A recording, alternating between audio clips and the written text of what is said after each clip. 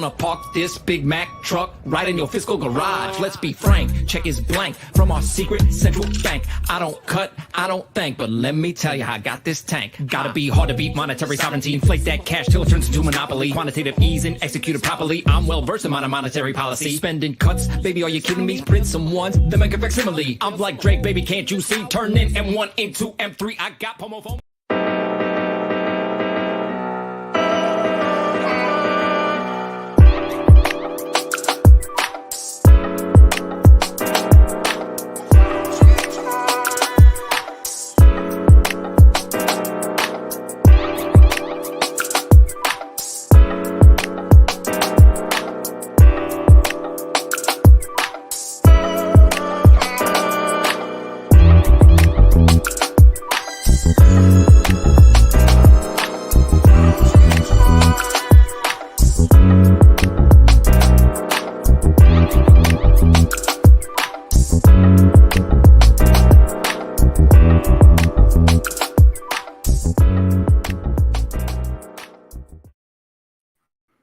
G'day everybody and happy Friday and welcome to True Blue down there and my special guest VTX Crypto. How you guys going?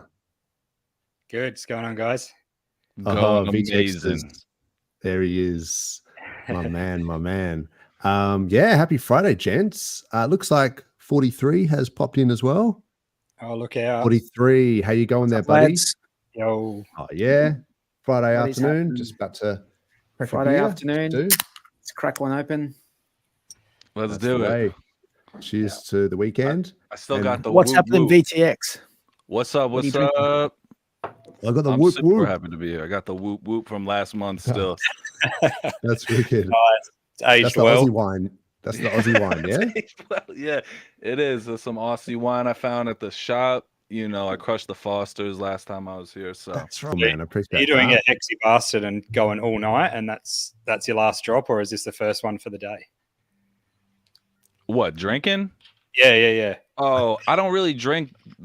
I haven't even had a drink since the last time I was on this stream. Yeah, nice. That's all We're good. like bad influencers on VTX. We're like no, enabling him. No, it's not like that. I'm just really happy to be here and I want to partake. You know, it's good people. Awesome, This man. is like true friendship over here. I love it. I appreciate that, man. Yeah, we're just chilling here in Mexico, just all around the world, having a couple of beers on a Friday arvo, and yeah, just saying hello to the chat here. Who we got? Oh, I saw a shout out to Hi Ho Hex who gave us the Yeah. on the comment And it's that disappeared. Yeah, invisible comments, Disappearing, my invisible The beers. elusive comments that disappear. Mm. Where do But they yeah, go? shout out to- Does anyone Exactly. even know?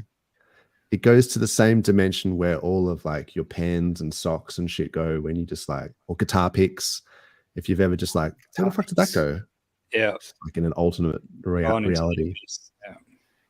Yeah. Yeah. So shout out to Crypto Incognito. Ooh, it's got a bit of a enigmatic handle there. I like that. Shout out Crypto Class. What's up? What's up? Hey, guys. She's going to steal some of my my video, I think, from the intro. That's pretty par for the course. G'day V, Base Radian. What's up? Tin Top, Ash. Oh, we've got a lot of legends in the house here. So Heck yeah, thanks everyone for joining us and for coming and saying hello. And if you haven't subscribed to the channel, DeFi Down Under, and also DeFi with Dozer, the channel this is also getting streamed to. Is it getting streamed to that channel as well, Dozer? I think it does, mate. Yeah. And of course, Subscribe. VTX, you've got to like and subscribe to VTX's channel. I gotta get back on it. But yeah, show that social media love, guys. Like, subscribe. No haters for anyone making content on a regular basis. Let me say that real quick. It Cheers is to that. serious work. So, got mad respect 100%. for everyone in the game. For sure, man. For sure. How you been, VTX? What have you been up to? I've just been kind of laying low a little bit. I haven't made a video in a while on the channel, but I left my job. I'm starting up like 3-4 businesses right now. Holy And shit. All right. well, I'm refurbishing one. Um, Nice. so I got like a vintage clothing and accessory thing I'm doing with my girlfriend, and I had to buy a wheelchair accessible van for a family member.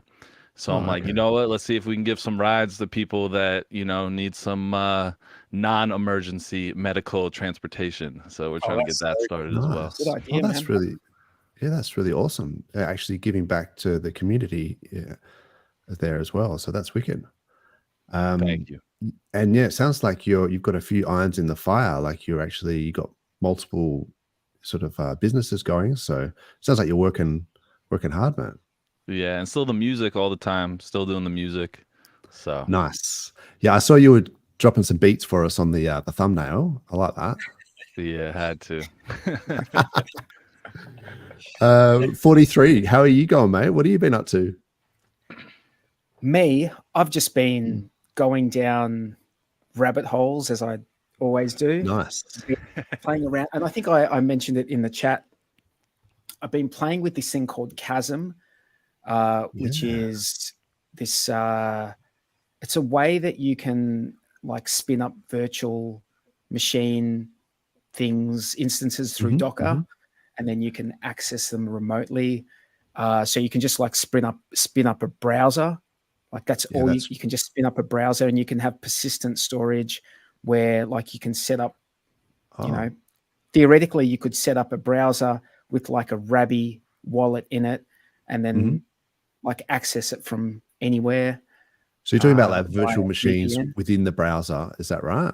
So like Within a the VM like with the streaming browser. from a server somewhere in the world where you've set it up, right? Okay. But as you access it, since it's running through Docker, it's not using all the system resources in the same way a virtual machine would.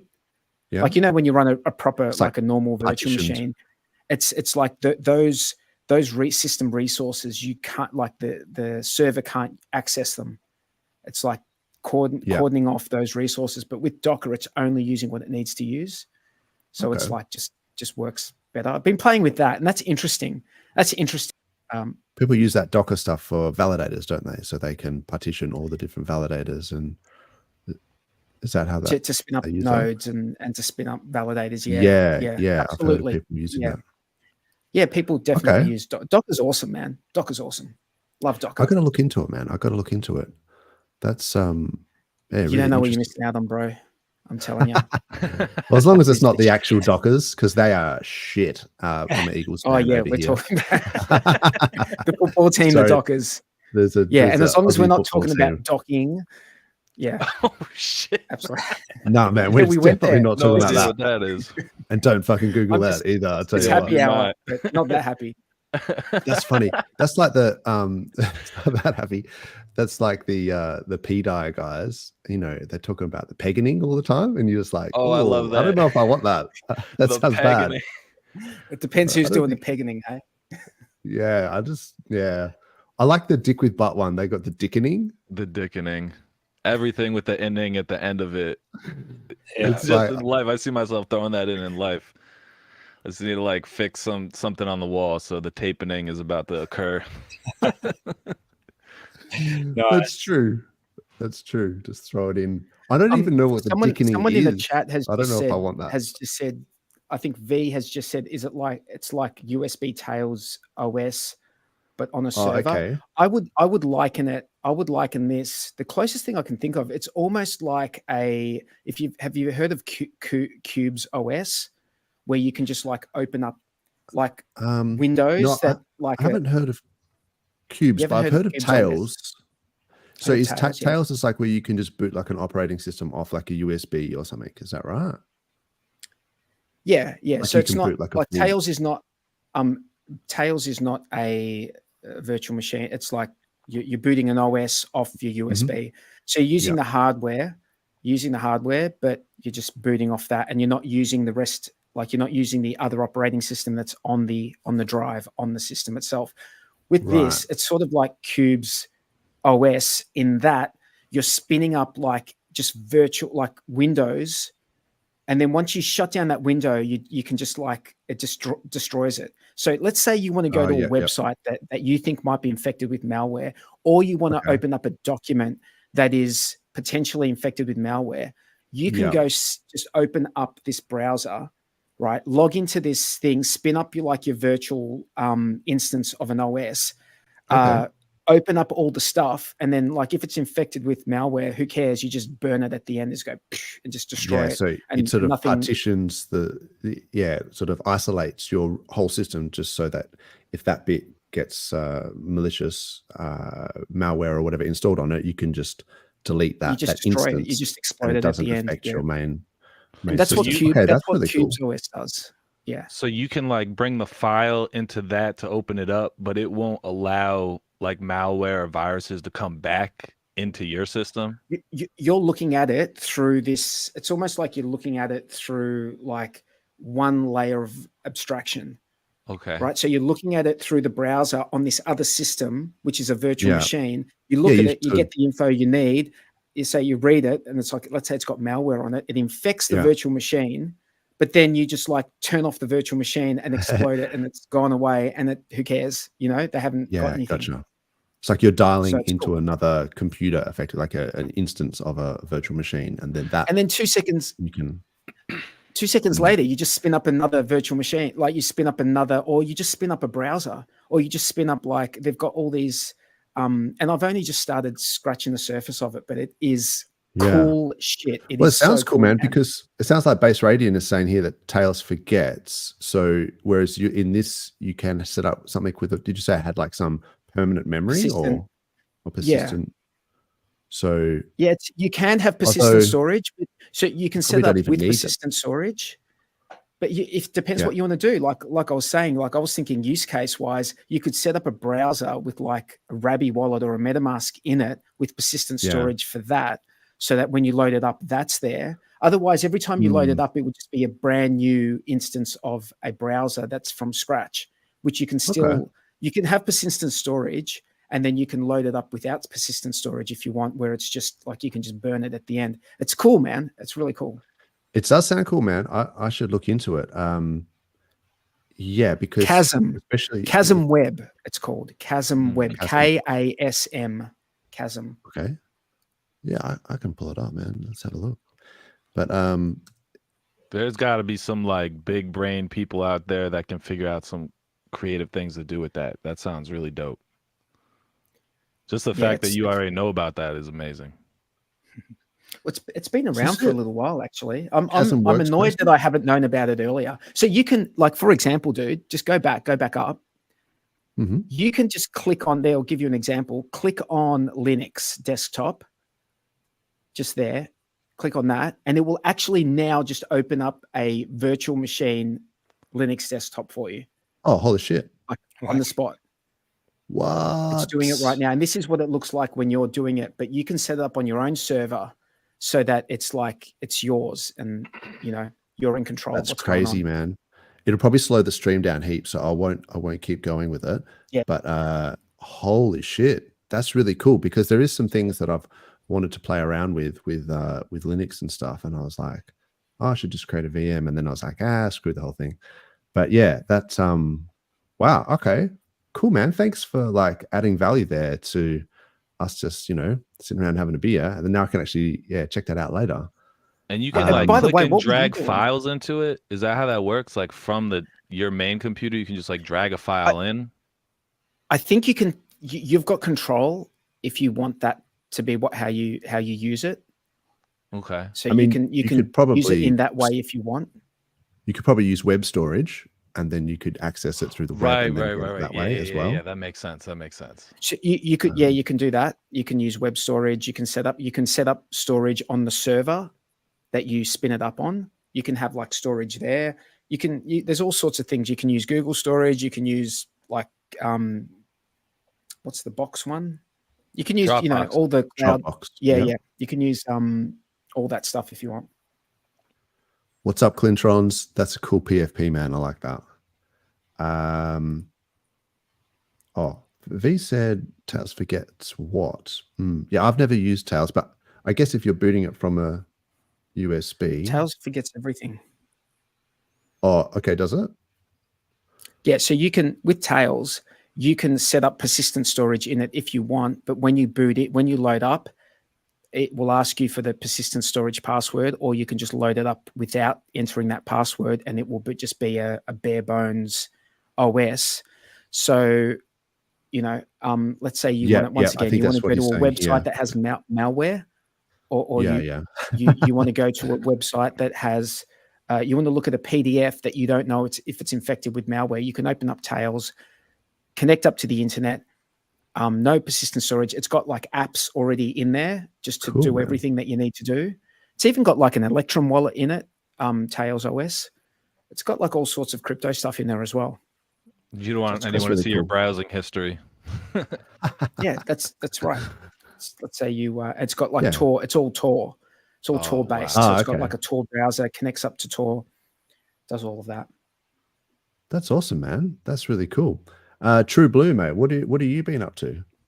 Oh man, some of that just went straight over the head, but a lot of it I got as well. So basically, like a remote connection, like back in the day, you'd connect remotely to help someone out or whatever. You're more so using that to access files and give them a go first. Similar, yeah. Sort of. Anyway, yeah, no, not been up to much really. Well, actually, went out to tea with a hexagon on Sunday night, something like that, down to Chinatown. So that was really nice. Cool, man. So always good to catch up with people that didn't get any falafels. No, no falafels. No falafels. We weren't out that late. Mate. Yeah, exactly. No, that's it. Kebabs only. Yeah, and went down to the PO box just before and got some stuff from Eco Builder. Oh, awesome! Eco Builder's a legend, man. Yeah, he's really. He looks like I need to get out and about now. And actually, they're not gonna focus right. Yeah. A heap of cards and stickers and stuff, and good onboarding stuff. So looks like I put myself to work other than just streaming. And the Hex postcards guys, I think they finished their competition, and it was that Hex Getter guy, the one that I liked, which had the Did You Miss Bitcoin? That was the one that won. Yeah. Oh, sweet. Yeah, we all liked that one. Yeah. So hopefully, I don't know if I influenced people into voting for that, but that was the one that I liked, and we talked about it last week. But then we got to the end, and we were like, we probably should have just said, put Hodpool on one side and KDP on the other, and then just be done with it. But no, they went with the Bitcoin one. So, but no, shout out to those guys, Togosh and Eco Builder for doing that, because I think that's what we need. Is we got to keep working to sort of spread the word, get people in, let people know what's up, because I think the RH ecosystem has got sort of, in my mind, the best potential upside with less risk. So like, if you are looking at Ethereum ETFs coming out, things like that, Bitcoin might do a 2x or something like that. And then you've got the other end of the spectrum where you've got these meme coins just coming out left, right, and center that are mostly rugs. And so then the ROI is high, but the risk is off the charts. So you need somewhere where you've got this sort of equilibrium almost, where you've got, outsized returns, good ROI, but they're relatively, I would say, safe, particularly in terms of like liquidity rugs and things like that. Like I'm confident that Hex and PulseChain are going to be there for a while at least. So I think DeFi is going to make a comeback at some point. DeFi has got to make a comeback. It's the reason we're all here. You know what I mean? Like, it's the reason this is all possible. Like, DeFi is what set us up so you could have meme coin communities and trade between assets and do all the degenning and the gambling and the speculation and stuff. It's like, eventually people are going to see that. And I've said it before, like, when PulseX is cheap in price, that buy and burn just like goes crazy. That might just be cope at this point, but I watch that thing tick up all the time. We're gonna have to use the DEX no matter what. The ecosystem is amazing. There's things going on. If anybody says PulseChain is dead, I just laugh. There's nothing to even respond to that. Yeah, You yeah. know what I mean? Now, look, everything is wrecked at the moment. Like Bitcoin got hammered. Even all of your sort of L1s and other L2s, things like that. A lot of stuff getting wrecked. So, people kind of thinking, oh, look, my coin's down 8% or whatever. It's like, just chill out and just relax. Oh, this one I liked. I was going to bring this up earlier. This was a The wrecked thumbnail. capital one where it's just like, zoom out a little bit and you're looking over long time frames. This is like 10 years ago. And you see these halvings. And you see some downturn here. But on the big picture, you just got to wait it out. But you're talking long time frames, like 4 years, Yeah, that's like a 12-year chart. Yeah. Yeah. So, it's not like looking at 12-hour charts. It's like you have to kind of really think about the bigger picture and just zoom out, I guess. And also I noticed you were talking about meme coins. Vitalik's blog, he was just talking about how people get into Dogecoin or whatever and this and that and get into the cycle, and then people sort of say that they're going to get wrecked. But it's also a great way. There are some advantages and things about people sort of getting onboarded into crypto itself. And there can be other positives that you can get out of it. I mean, he's given some examples here of charity coins, Robinhood games, and things like that. So yeah, check out Vitalik's blog if you get a chance.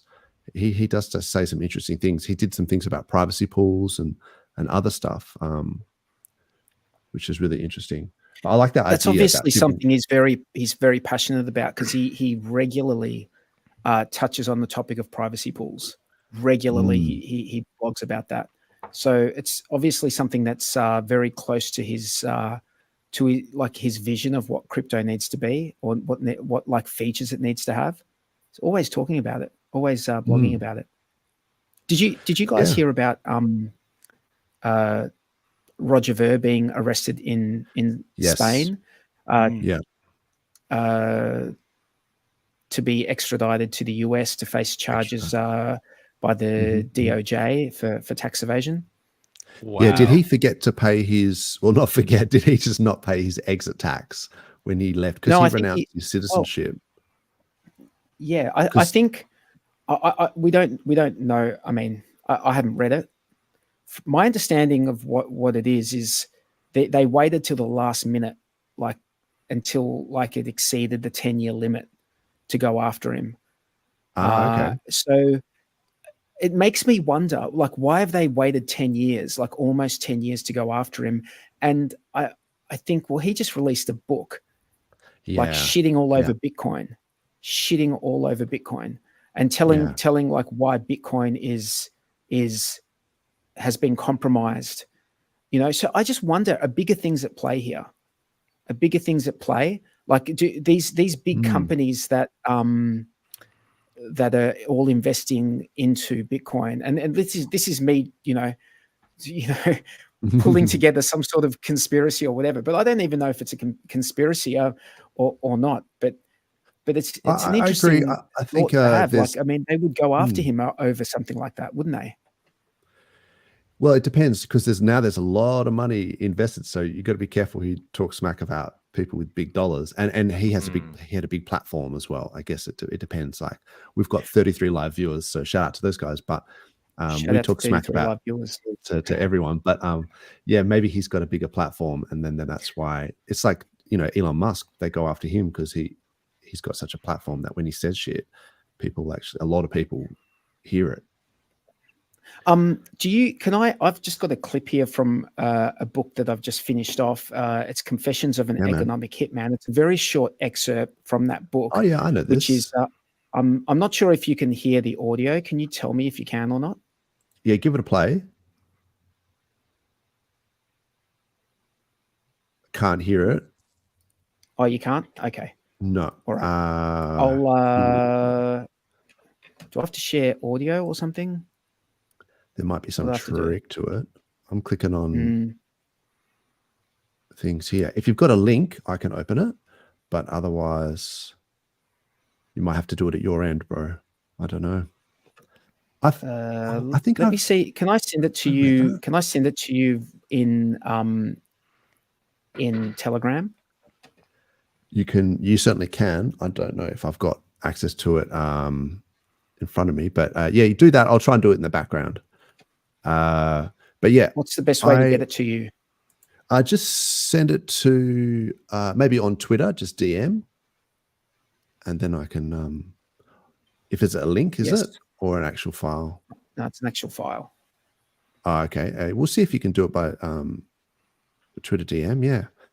But yeah, I was just going to say about that point you made. So BlackRock have just been accumulating BTC, and a lot of these big players, potentially governments and things like that, like or agencies within governments, have been accumulating BTC. So I feel like that if they thought that they were trying to kill crypto, in a sense, they realized that they couldn't enforce it.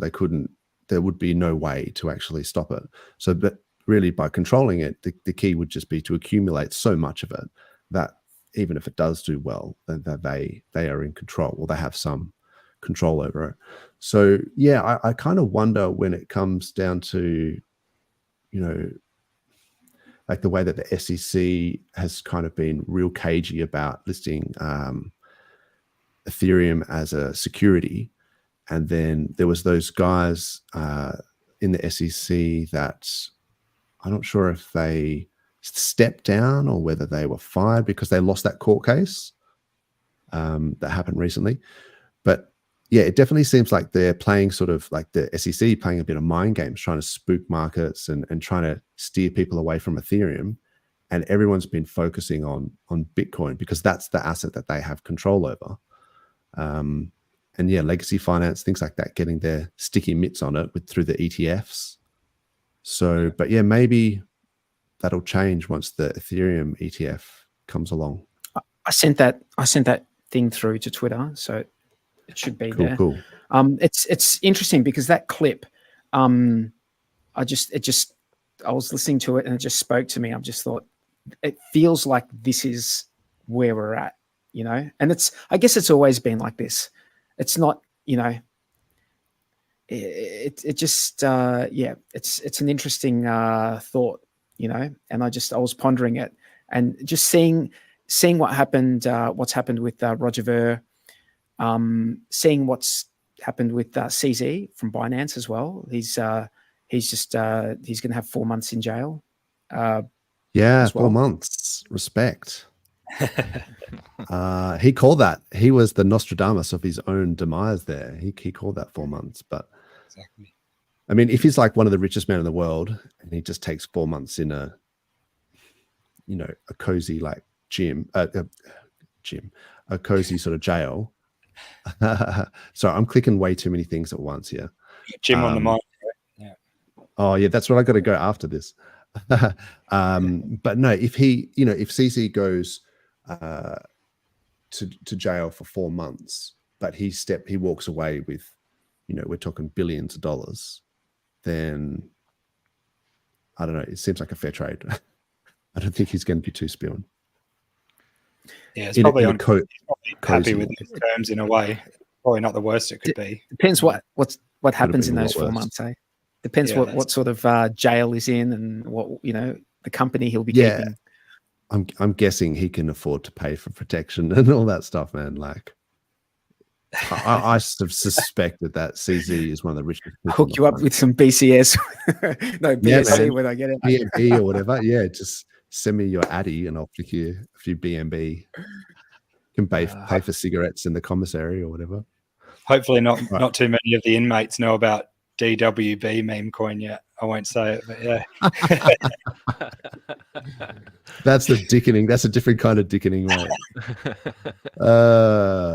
All right. Let me see if I can play this and see if you guys can hear it. Is the key. I found myself asking the same questions over and over. Yeah. How many decisions, including ones of great historical significance that impact millions of people, are made by men and women who are driven by personal motives rather than by a desire to do the right thing? How many of our top government officials are driven by personal greed instead of national loyalty? how many wars are fought, because a president does not want his constituents to perceive him as a wimp. Okay. Interesting. Good questions. I wonder. I was asking myself that. I was thinking about some politicians, and I was asking myself those questions. And I wasn't coming up with very good answers in my mind. Yeah, look, man, I think a lot of, wars and things like that I strongly suspect are about money extraction. I think it's about, laundering and washing funds through wars and lining politicians' pockets and things. That's what, and then there's like the secondary thing of like, we're defending the freedom of whomever. But yeah, and then there's also egos at play and things like that on an international politics scale, and yeah, unfortunately, there's all sorts of human emotions like the hubris and weird stuff that goes on from these, and most of them are megalomaniacs anyway because they're politicians. So. Under the guise of protecting freedoms, by the way, under the guise, because at the very same time, seeking to take away freedoms, domestically. So oh yeah, when the argument is, we need to fight this war for to preserve your freedoms, and then with the other hand trying to take away freedoms domestically, I have skeptical hippo eyes on that shit. Yeah, me as well. I think that's very true. They sort of cosplay as people who care about the people, but really they care about getting re-elected and lining their own pockets, unfortunately.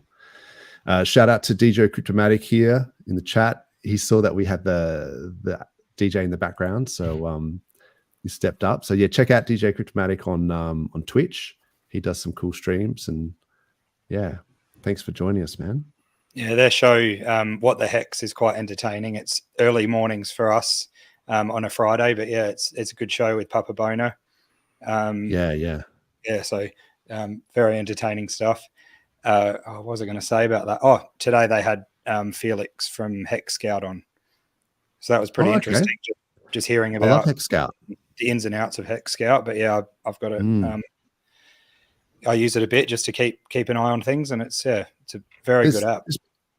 There's been a fair few things going on like this week. There was that Flex thing that launched, the Power City guys. And so I guess it's like liquid loans, but using Hex as collateral instead of the Pulse. Yeah. And yeah, so that could be interesting. Maybe we'll stop people from selling Hex and start taking loans instead. So that could be good. I noticed the Spark Swap guys as well had a new front end, like a new interface. It looked pretty snazzy, so I was like, oh, this is cool. Yeah, nice. A bit more, it just looks a bit more professional, a bit more a bit cleaner. You can go straight to that bridge link, which I think is good. Yeah, that's good. That link was hiding a bit before, wasn't it? So yeah, everyone was struggling to find that bridge link, farms and vaults and all sorts of stuff. So yeah, these guys are building. So and this is the one where you can kind of you can reinvest your ink from the farms and then sort of auto compound it into the farms to get the assets that you might want. That's the vault thing. So that's kind of cool. And I guess my only criticism with this bridge thing was I noticed on BNB or BSC, okay, they've changed it. Okay, cool. So because they were really focusing on this EMP token, it seemed like, oh, maybe I need to connect a wallet to it. But you can also do DAI on BSC and bridge that in.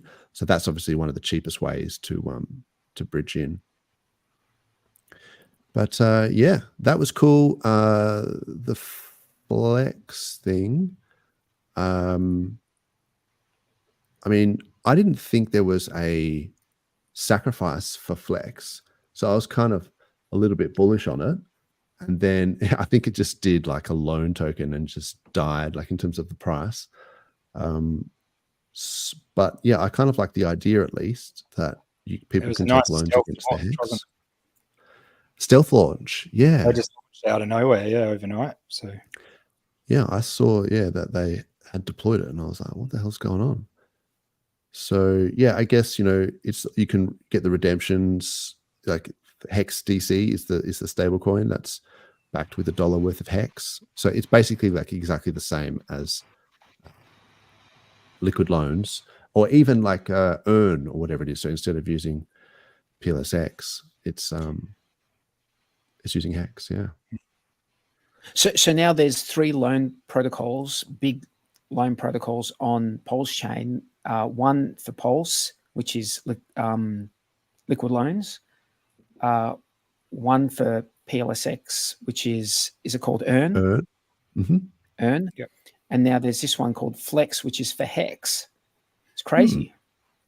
I wonder whether they also does that include the bridged in Hex from Ethereum? Is there a way to use that as well, or is it just the native Hex Don't think so. to PulseChain?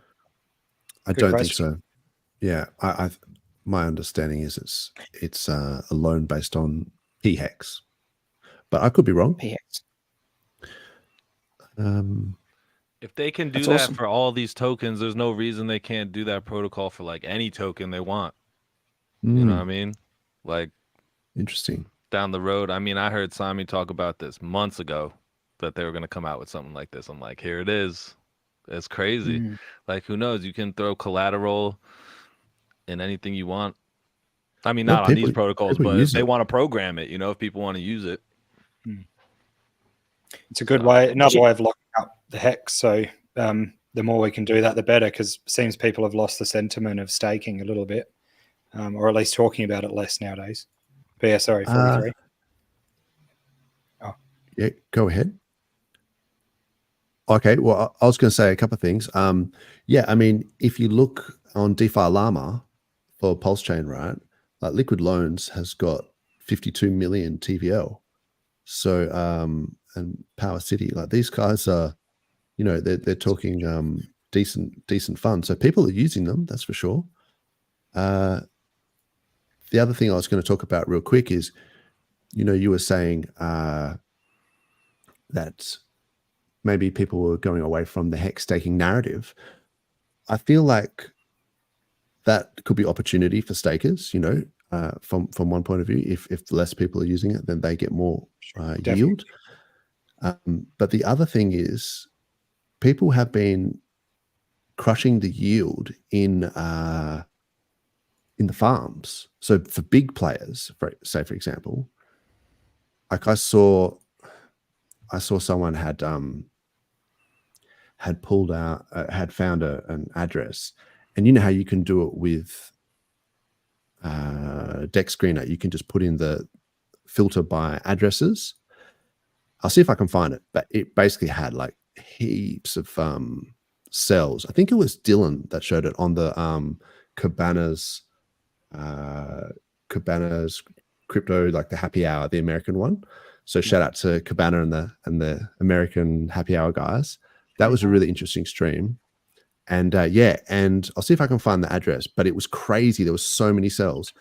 And that address, I guess, was just making so much yield in ink, because as a percentage of like a large amount of money, that they were just killing it in terms of just selling that ink, which is what's always kind of worried me about ink, because it's a reward to to incentivize the farming to offset the impermanent loss, but it is being sold, so it's got that sell pressure.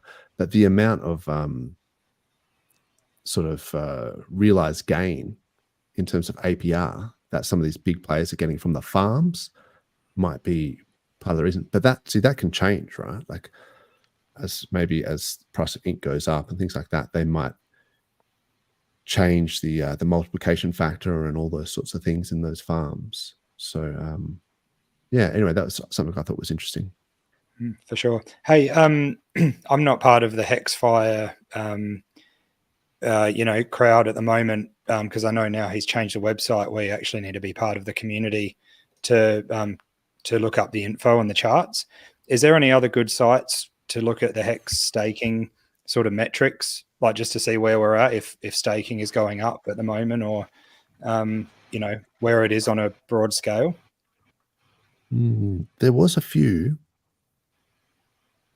I don't really look at. I mean, there was that Hex Vision. That was pretty good. Yeah, That I've would been just on be there just trying to- Ethereum. Yeah, that's what I'm worried about. Yeah. True. There was one guy that had some really interesting stats for it, but I'm not sure if I'll be able to pull it up easily. Someone in the chat might show us or let us know. Was there look into Hex? Oh yeah. Did that have anything? Could we go there? I know that had some charts, but I'm not sure if it had the charts that you're talking about.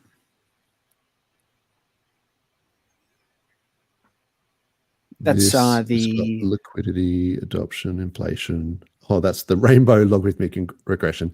Go to that one if you're looking for a laugh. Oh boy. I don't see. I think the that staking. rainbow, that side of the rainbow needs to come back down like a traditional rainbow. We need a It's double literally- rainbow. Yeah. Yeah. Oh gosh. I'll see if I can find it in the background, but yeah. I think even look into Hex is only for eHex at the moment, so I might have to man up and just join the Hexfire website. Hexfire is new. wicked. Yeah, it looks really good, the new one. Yeah. So are you saying that you have to join it or something? What happened to just hexfire.io? Yeah, if you go to that now, it's got a whole, like, Crispy's obviously done an amazing improvement on the site, but I think you need to log in now, and it might be part of being in the Patreon, or unless you can just log in just with an email. It's been a while since I've looked at it. Yeah. I'll look into it at some Can stage. you not go to any of those things up the top there? Oh, hang on. Yeah. I'm just clicking You can buttons. still But use it, can't you? Oh, you found it. That's Sweet. loading. That's loading. Yeah. There we T-share go. versus cost. maybe. There we go. I was wrong. Thanks for that. Well, it hasn't loaded yet. It's you might still be right. Takes a little bit of time to load, I think. Yeah. Yeah, shout out to Crispy. He's normally on the Matty Allen show, isn't he? Oh, here we go. Oh yeah, so it looks like it's still sweet. there. I take my words back. Sorry about that, Crispy, man. No, that's understandable, man. Because the first thing what you look at, it says you have to subscribe. I just didn't take no for an answer and just started clicking buttons until I found Check something. out the staker adoption while you're there. I know it'll take a minute to load. Oh, no, Oh it's yeah. big. Oh no. Now that it's loaded, staker adoption, That's on E. current stakers and versus price. Oh wow, it's actually going So down. it's come back down to where we were in September 2023. So, what is it? Bit over So- 6 months. We've come back in the last 6 months. This is what I'm saying is this isn't necessarily a bad thing. If less people are staking, it means that the people who are stake are getting higher yield rewards, right? Because they're getting a higher percentage of the available yield. And then if you're looking at farms, it might just be that more people are using the farms now. So, because you're still in the system, it means that people are providing liquidity on PulseX and things like that. So it could be something like that. I suspect if you look at yield wise, the farms are probably outperforming staking. That would be my Yeah, I'd say assumption. so at the moment. Yeah. So But I'm yeah, just looking at it's- Hex stats, Hex daily stats. Hex daily stats. Yeah. Yeah, good, great site for just to get a snapshot of what's going on. So currently, I think it's PulseChain is looking. We're getting some good payouts. PulseChain is over 7 hex per T-share at the moment. Yeah. Oh, and it is- was up to 9.8 the other day because there was that hack, Yeah. wasn't there? So there was 2 hacks that happened during the week. One was one of the Axis majority holders had got hacked, And then it seemed like they were doing really weird things with, they were bridging out the whatever it was. I think it was the Pulse that they had, compromised wallet that hacked that wallet. They bridged it out and they were trying to sell it on the Ethereum side. So it was eating like heaps of slippage because there's no liquidity for wrapped, or there wasn't enough liquidity to be selling like millions of dollars in wrapped Pulse on the Ethereum side. So it seems like it was a bit of a noob hack. Well, at least the hack was someone who doesn't know the system well. And people were speculating that it didn't look like a hack because they were sort of sending money back and forward and doing it, because it wasn't just like a wallet drainer where it just drained everything. It seemed like it was like a person. But then, and I thought maybe that could have been legit. Like maybe it wasn't a hack. Maybe it was just a, a boating accident. And then apparently that wallet that got the funds like sent across. Good old boating accident hack. Good old fashioned boating accident. But apparently that wallet is like a well-known, like it receives funds from wallet drainer, malicious dApps, like on all chains everywhere. And that is like a known, like flagged wallet. So then I was like, well, then it couldn't really be an inside job if it's being sent to that wallet. And then that's the wallet that's extracting it. So I think it was genuine. But then the other hack was just a hex hack. So they had been EESing just like million hex stakes, just bang, bang, bang, bang. Some poor person's staking ladder. So yeah, I was a bit upset for that.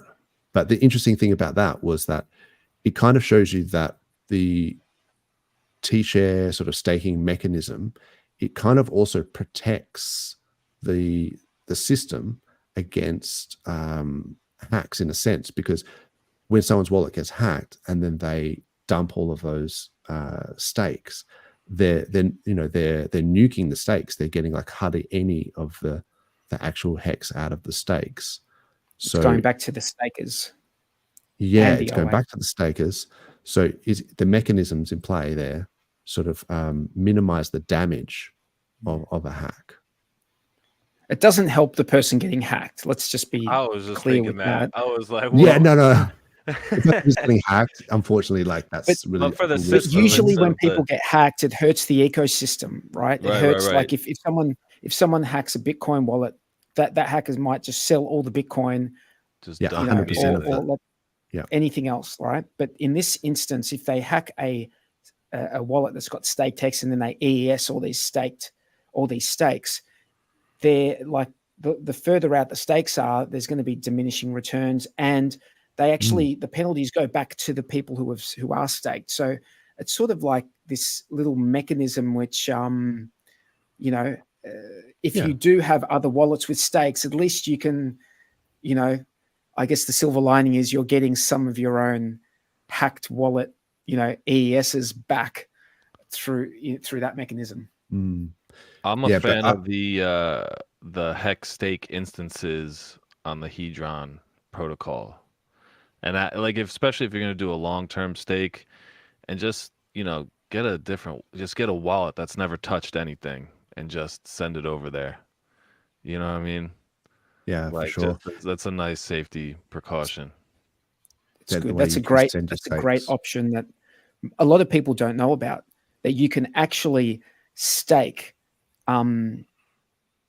It's a hex stake instance. You can stake using the Hedron ecosystem, and then if you want, you can turn that HSI, which is a stake, into an NFT and send it to another wallet, which is a great option. Now, as far as I understand, Alex from Hedron, he's going to be updating that system so that I don't think you're even going to need to, when you create the HSI, or it's going to be called a HMI, you're not going to have to then convert it into an NFT. It's going to be automatically just an NFT.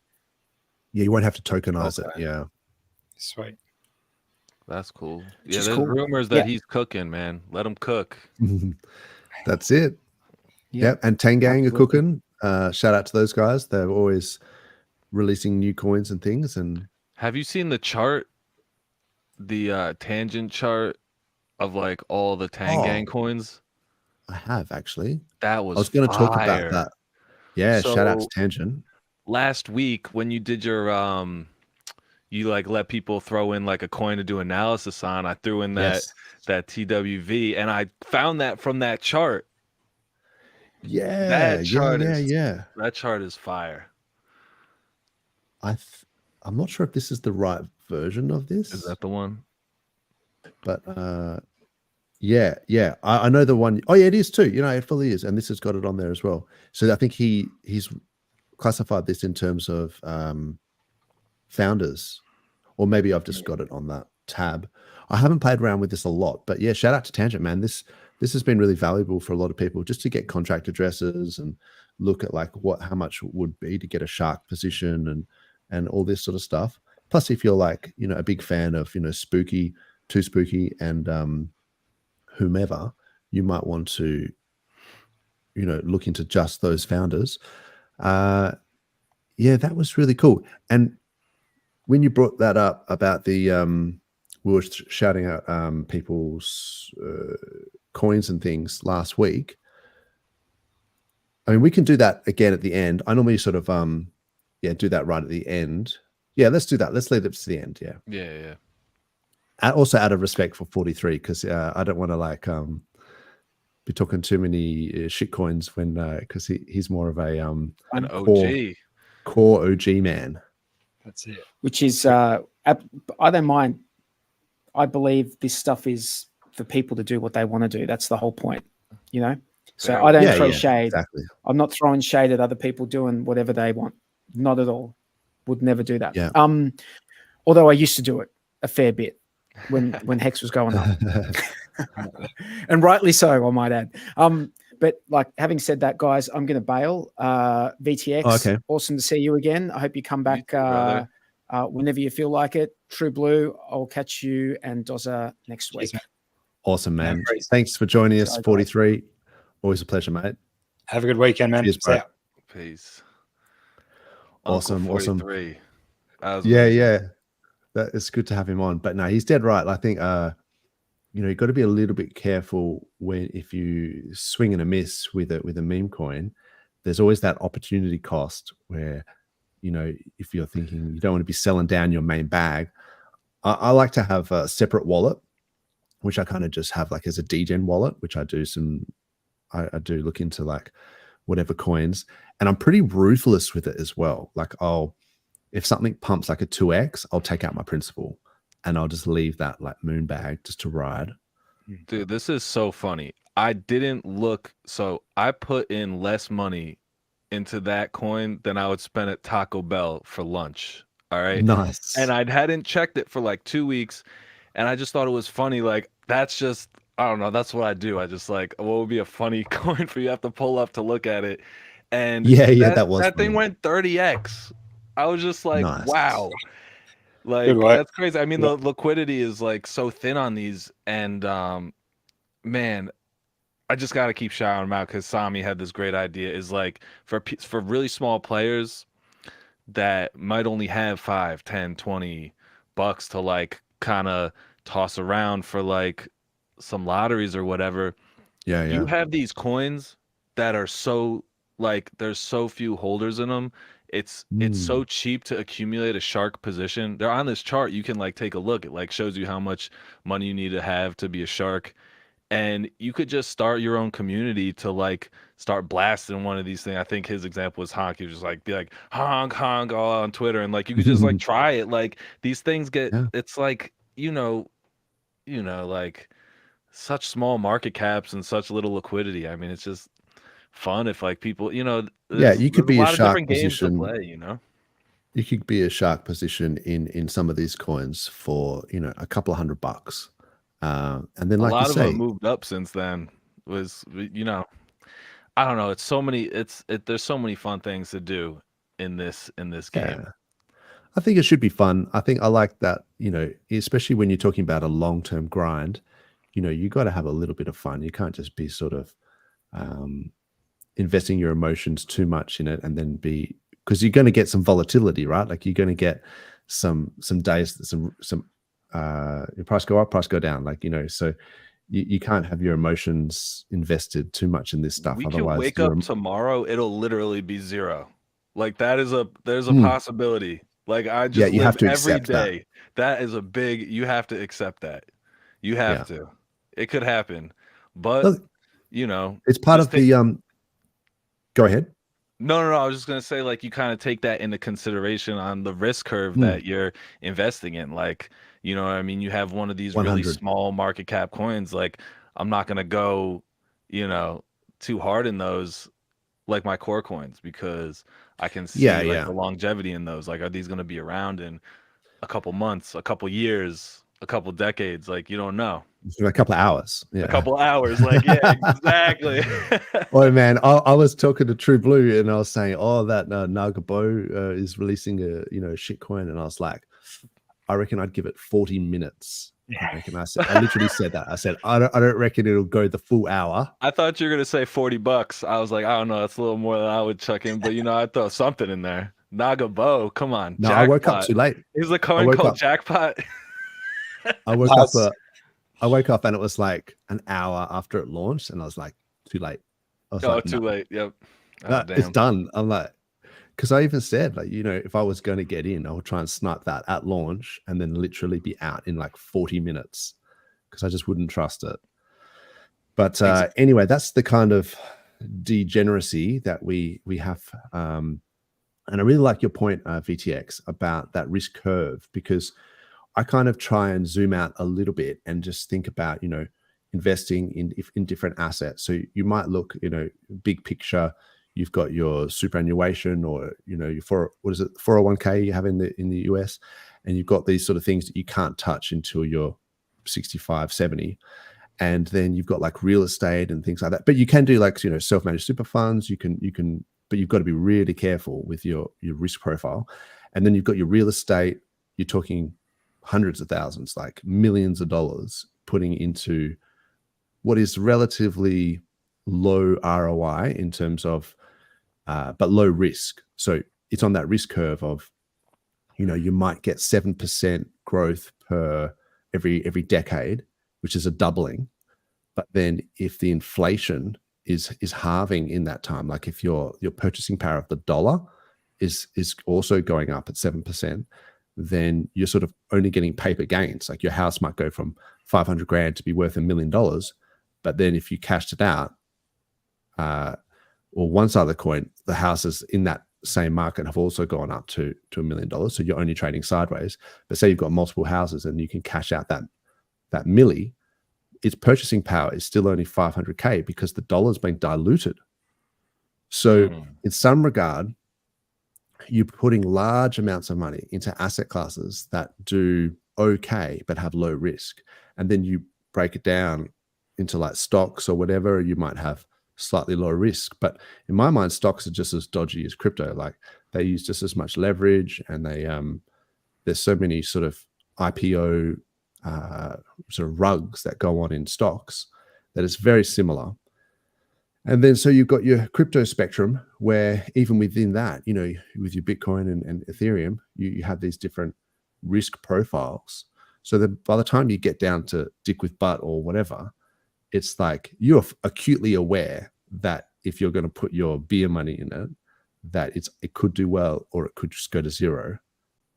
But I do think it brings in adoption. So I think, yeah, that's the And upside. that's why you put an amount in that you're like, okay, if this goes to zero, I'm not going to be crying. You Exactly. know? Yeah. You know? And just take it on the chin, like, you know. Yeah. You try. accept You it. gotta try. You gotta try some of these. I think Yeah. dig with butt is hilarious. I've shown a lot of people dig with butt that aren't they don't have any crypto, don't know anything about crypto, and they're like, oh yeah, that's fire. And the website is amazing. The Winamp, oh man, that brought me all the way back. And a couple of those songs are like real bangers. I love how it looks like Windows 95. I love everything about that token. I have nothing but emotions to invest. Yeah, that's true. funny. Yeah. Yeah. I get a little bit coming in from the yield farms to like try to throw as like little lotteries, but it's been tough to try to find anything else. So it's long and strong. for Yeah, as man. long as it takes.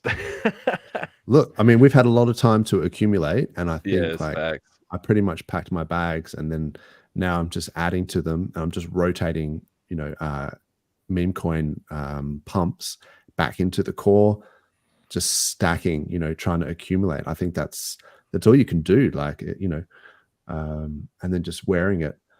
I might just quickly do the old show me what you got, and then we'll throw up some charts real quick, if that's cool with Show you me guys. what you got. Let's do it. It's still funny. I think it's probably got about one more go at it before it stops being funny. Show me what you got.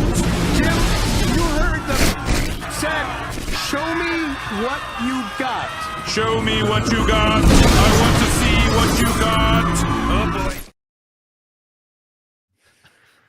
Nice. Armageddon. That's a stretch. Yeah. Anyway, that's Rick and Morty, man. I thought that was funny. But yeah, so this is Great the stuff. segment where we talk about some shit coins, let's just be honest, and some meme coins, and maybe not. Maybe we could talk about anything, man. You in the chat, I implore you, put in some tickers. Let me know what you want to see. If you want me to plot chart Hex or chart Ethereum, Matic, doesn't matter. If you want me to do that, I'll do it. But I might not say nice things about it. That's the only thing. So I just wanted to quickly bring up, we were talking about BBC last week. Someone mentioned it in the chat. Yeah. And I said that if I was buying it, I would look at this line of resistance up here at about whatever it was, 48 cents. And it looked like it was sort of going for it. And I thought, just wait and see if it does break this resistance to see whether it retests before it bounces. I said, if I was going to try and trade this, I would literally wait for the retest. Yeah. And look what happened. Yeah, nice. It broke the resistance. It did not retest, fake out, and went down. So, nailed it. 100%. That was exactly what I was saying to be careful of. I said, even to sell some before that resistance, I would do that just as a hedge, and then wait for it to retest. And if it did, I would buy back more as like an entry here. And then it obviously didn't. So Where was the where's like April 13th on that chart? Can you circle it or like put the pointer there? it was here. Right there.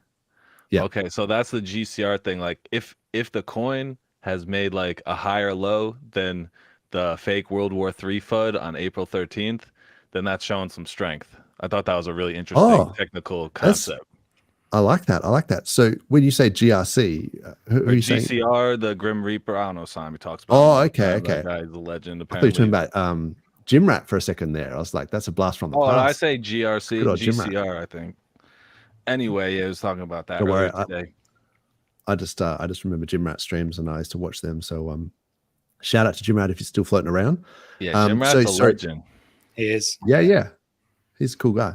And so you were saying, sorry to interrupt you there, that so at the April 13th, where we had the World War III FUD, Right. if it made a higher high. Oh, a higher low today since that dip, then that's showing some strength. Some strength. Right, yeah. Okay. So maybe BBC is going to have another run at this. Yeah. Could be. That could be good. Did you guys see that bro coin that BitBoy launched? Oh yeah. I think I hear not many are actually very far up on it. There's a bit of talk about some things that happened with the launch of that, but yeah. But that's looking man. like a rounded bottom to me. Well, Big that's old true as roundy. well. So I did get in early on this because I just happened to be around at the time, and I Nice was one. just like, what is up? And then I saw this, and I got the contract address, and I did my classic thing where I took out the principal on a 2x, and then I just let the moonbag ride, and then it went down lower. But yeah, you never know. Like you say, VTX, it does look like it's done a bit of a rounded bottom. But yeah, BitBoy, as much as I love how he is sort of leaning into the PulseChain community, and I think he's got good eyes on the assets that we love, Hex and PulseChain and all, and PLSX, all that sort of stuff. But he is a bit of a loose cannon, right? Like, he's got that kind of, I think he's starting another boxing match coming up with someone else. Let's go. I was about to say he won the boxing match, so that's a big plus right there. I mean, come on, man. Everyone's got to be a little schizo, and it's cool to have some controversy, give some people something to talk about, We got awesome. something. You've convinced me. All right. I was on the edge. Going all in, bro. Maybe he'll wear a bro shirt when he goes out. You never know. He'll come back again and ride that coin and sort of really pump it up and stuff all the time. Cool. I don't think it was just a one-off thing. So he'll look at building it up. And yeah, it might be a good time to get in. Who knows? I'm not a fan when it gets into like family drama and stuff like that. That kind of feels like a little too personal for me. You know what I mean? But like, whatever, man. Like, I don't know. He's another one. Like, I wouldn't fade his ability to build a following. You know what I mean? That's true. That's true. Network effect. That's for sure. Yeah. He's got that, and he's persistent. Like, you can say negative things about what he may have done with his family life or whatever, but he's persistent. He's grinding. He's trying to build his brand again, and he's got another fight coming up. Like, he's going for a boxing match with someone. I'm slightly concerned for his health doing that, because watching that first depends on who he's fighting. I think it's like a proper boxer, like an amateur boxer or something. Okay. I was like, sounds like he's going back for his hat. I'm going, bro, don't do that. Like, you did it. You won that one against that Harry Potter, Sonic, Obama, Inu, whatever coin guy. That was so fun. That was fun. But here's the thing, man. Like, as much respect as I have for content creators, I gotta put the next level up. I got respect for men and women that will get in the ring. Yes. Like, you might not make it out. Oh, it's huge. Yeah. That's huge. Yeah. True. Good point. Yeah, he got in the ring, and it was only because, like I was saying, he was throwing haymakers, and he didn't have a great guard and things like that. And I was kind of thinking, if it's a half decent boxer, he might be in trouble. But anyway, it's that's not the point. Commentary though, the commentary was so good. Yeah. Like, yeah, I don't know. I thought it was fun. I can see but I also watch like a lot of like, boxing and UFC and MMA and stuff like that. So it's just like, let's see. It's a little gimmicky for trying to get attention, but man, go for it. BitBoy, you want to box, bro? Go box. Throw hands. Work on that guard for sure, and like work on your gas tank a little bit. Yeah, he needs to. Yeah, he needs to do that for sure. Thanks to Klaz, she's given us something to look at here. So let me just see. Probably, I've got this in regular trading view. Will be the easiest. So good Ethereum. Yeah, good old fashioned blue chip Ethereum. One thing is, I guess, it looks like it bounced off this 20-week moving average here. So see this little wick down here, and this is also coincidentally a fib retracement line. This is the 38.2. Hit it twice, hit it a third time, wicked just below. If it closes the weekly below this 20 MA, I'm going to be slightly concerned. So the week's not over yet, right? But if this closes this weekly below the 20 MA on the weekly, yeah, it could be entering a downtrend or maybe consolidating a downtrend. But if it doesn't and it bounces off, then happy days. If we look at it in terms of ETH BTC, I think it's in a downtrend versus Bitcoin. So I haven't seen any trend reversals here that would make me think otherwise. I was really hoping that I could see some sort of trend reversal with Ethereum versus BTC, but it's below the 10 and the 20 week moving average with respect to Bitcoin. So yeah, at this point, you should have just been in Bitcoin since the merge.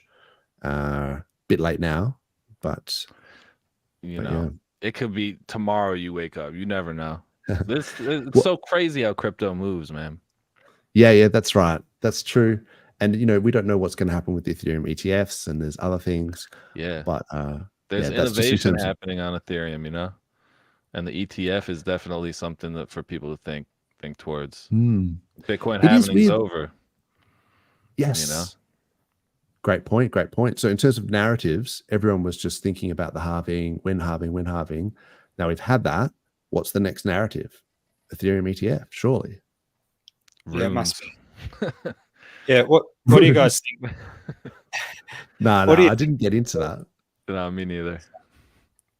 Go ahead, True Blue.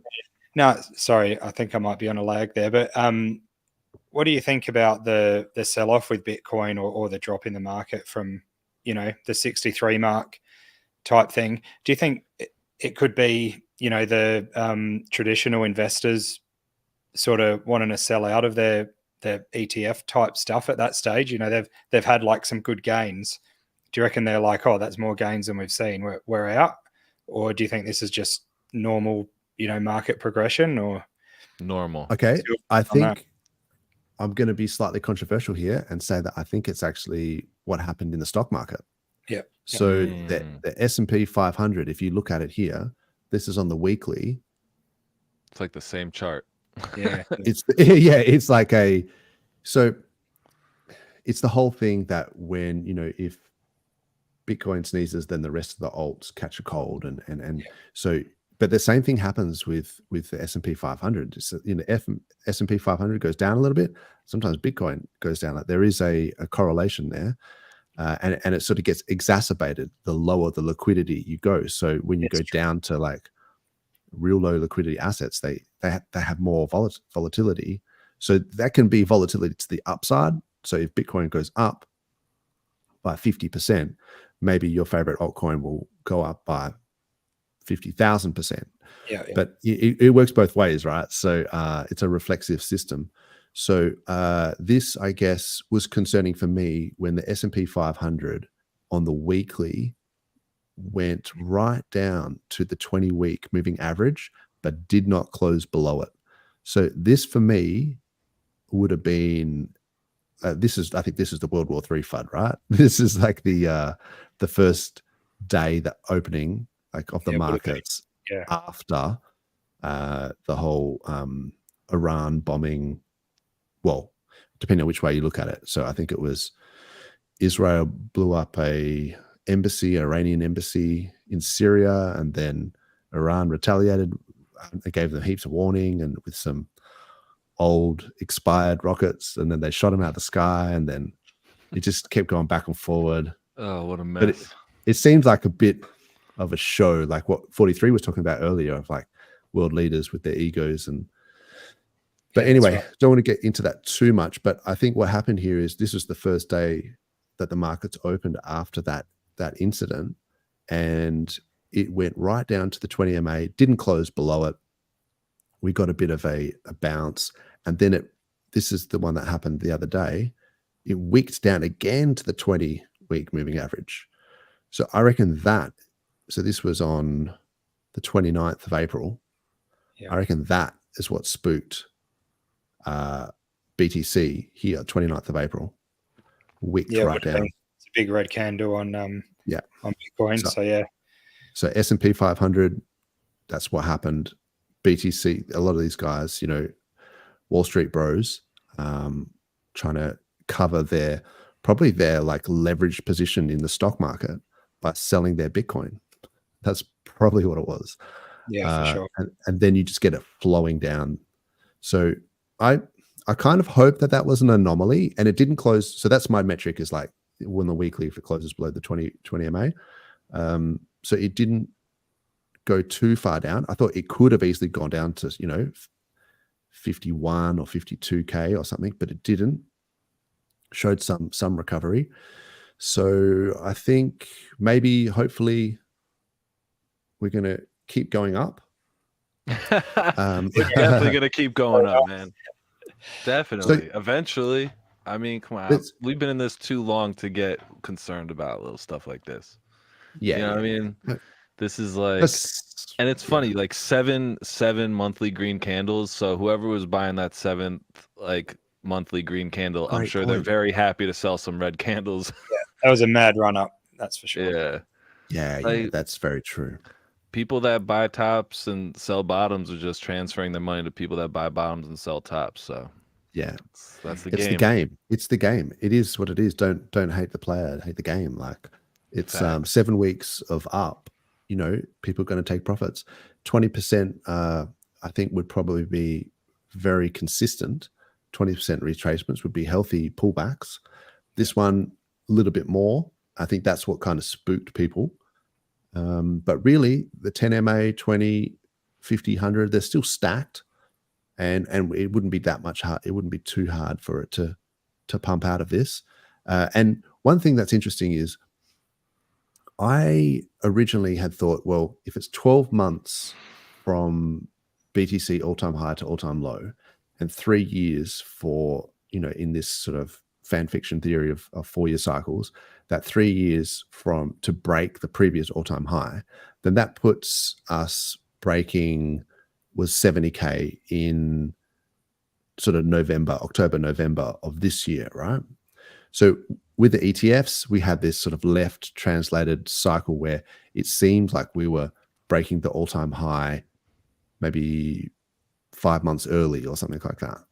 But we didn't really break it that hard. Like we were only like 73 or something instead of 69. So as a percentage, it was almost like a fake out. Like it wasn't really a serious break. Yeah, it above didn't all-time close. high. You know, it's like it didn't just break clean straight up and then, you know, reset there. It was just Yeah, a little bit.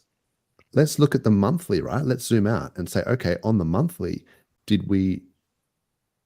I guess we did close, but I Oh, can't actually, no, see we with did. these Okay, glasses. okay. To be fair, we did close at the monthly higher, but yeah, it's basically that sentiment for me, which was sort of, yeah, we breached the all-time high in Bitcoin, but not convincingly. Right. So that idea that we could be sort of breaking the all-time high convincingly in October 2024 is still on the cards in quite a few scenarios. One where we basically just go blip, blip, blip, blip, blip, and then go straight up here, right? There's a few scenarios where it could have gone up and gone back down and then gone back up. So Yeah.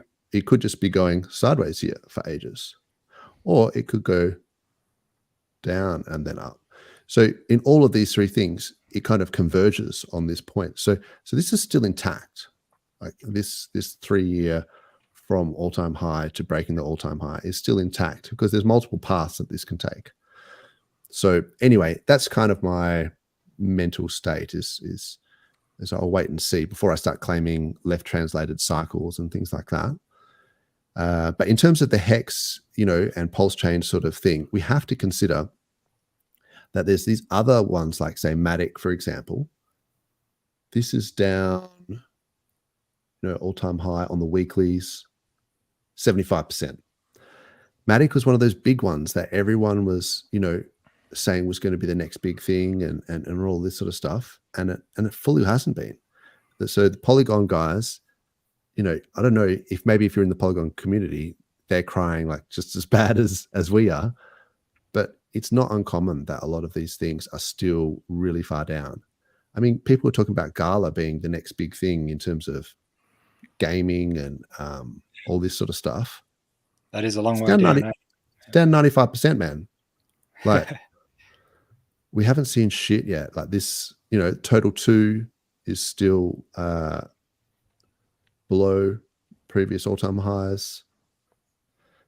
We just got a while to go, is what it boils down to. That's Sorry it. if I got Ash, distracted there. no, it's good. Ash has a good comment there, and I reckon that's why it's good to be staking your hex, because it locks it up. And like VTX was saying, if you do it in a hex stake instance or whatever and send it away to a different wallet, you're not going to touch it. No one else is going to get it. And once everyone's flushed out, you're still holding strong. So, And if you have money right now and you buy Hex and stake it, that's so contrarian. Because think about it. When the green candles come, that narrative is going to come back. You know what I mean? Like that. I remember when I got into Hex towards, I don't know, like pretty much towards the end of last bull market. It was all about staking and like, oh, you go on Hex Calc and you see how much money you're going to have in like a few years and like always trying to think about the future and stuff like that. But when the price is down, nobody wants to talk about that. You know what I mean? Because it's like, but like that's when your T-share prices are down. And I mean, you just got to decide what you want to do. You know what I mean? What your investment thesis is, how much money you want to send out for how long. And yeah, that's definitely contrarian. Yeah. That's definitely a buy low, sell high sort of strategy. Definitely. Yeah, and there's lots of different strategies even with staking as well. I mean, I like the idea of just doing rolling stakes, like the sort of those are cool. Monthly, quarterly, those sort of things, because then you're not sort of exposed to this. I mean, I've still got Quattro Stinker stakes anyway, but it's like I don't want to be sort of banking on things like that far into the future. Maybe some people do, but if you're doing rolling stakes, you're getting that yield, and you can buy a big bag now, so for pennies on the dollar. So the rolling stakes, and particularly on PulseChain where the end stake fees are minimal, then you still, I think that narrative is still in play. But the farms, I think I'm sort of more bullish on yield from the farms point of view. But that might change.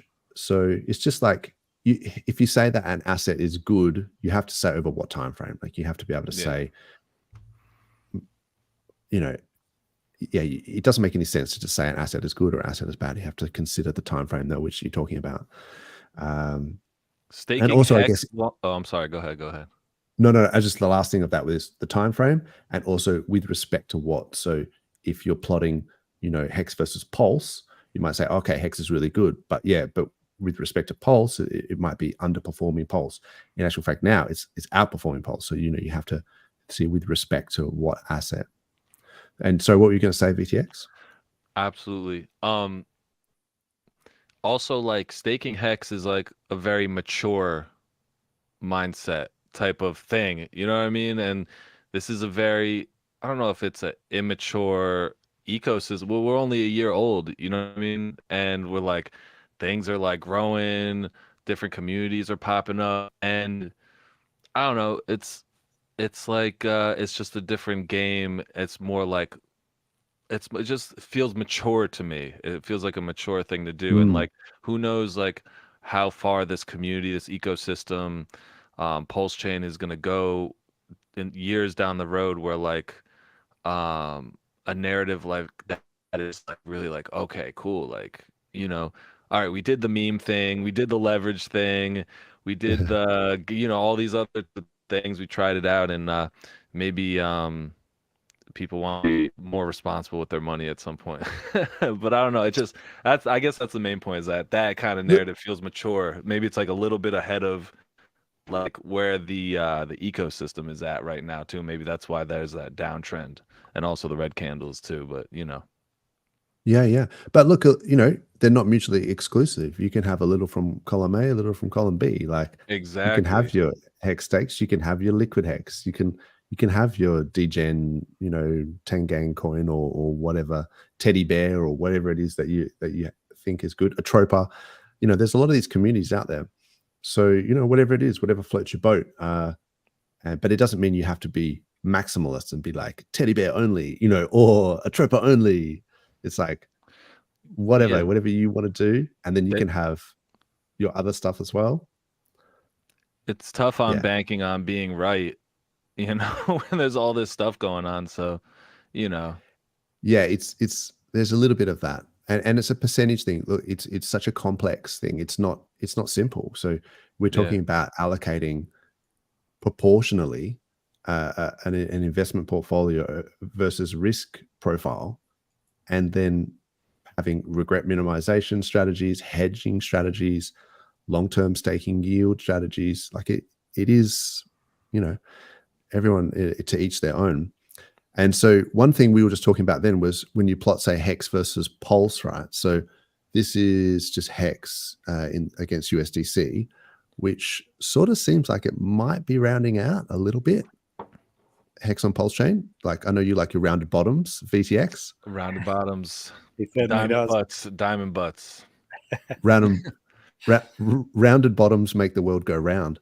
Yeah.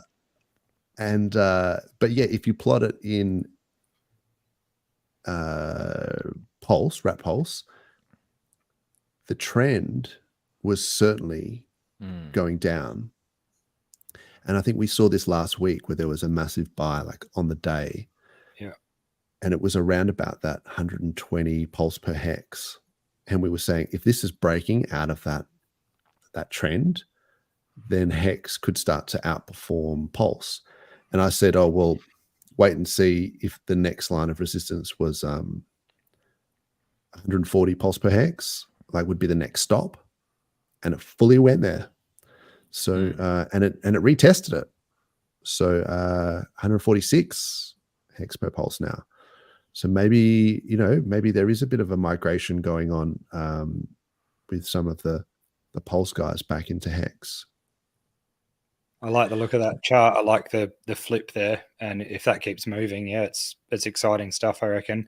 And we might get the Hex narrative back at that stage. So these narrative, like, it just keeps changing. It's just like a big ship on the ocean, just swaying from side to side. The way everyone's mentality goes, and you can see it straight there in the chart. So yeah, interesting stuff. Very interesting. I think I may have neglected one of the coins that was put into the chat. Look up DGen. It's a copy of ETH at the time of snapshot. So I am a little bit familiar with this because correct me if I'm wrong. So I thought that the DGen chain was like a layer 3 built on top of Base, which is a layer 2. And so they were using DGen, which is on the layer 2 on Base, as the token for the gas on the layer 3. Righto. So I have no idea about that. Yeah, I'm pretty sure it is. So this is DGen on Base. Oh man, it's got the Wall Street classic, that chart, right? Like, which is when you plot the Wall Street cheat sheet. Yeah. Oh, the complacency rally. Well, it's just a classic. It's just a classic look. Like,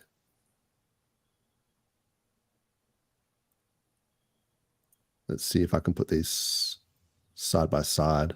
Is that the daily chart? I can't see.